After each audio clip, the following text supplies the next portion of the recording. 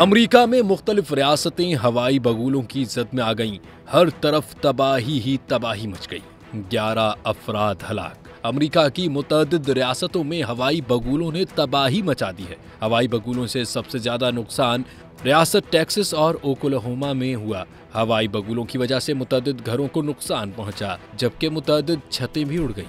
हवाई बगुलों से ट्रक उलट गए, मुतअद्दिद गाड़ियों को नुकसान पहुंचा, कई दरख्त भी जड़ से उखड़ गए। हवाई बगुलों की शिद्दत की वजह से बिजली का निजाम भी दरहम बरहम हो गया। मुतासरा इलाकों में 2,50,000 लोग बिजली से महरूम हो गए हैं, जबकि 11 अफराद की हलाकतों की तस्दीक की गई है। मुतासरा रियासतों में रेस्क्यू ऑपरेशन जारी है, जबकि शहरियों को महफूज मकाम पर मुंतकिल होने की तलकीन भी की जा रही है।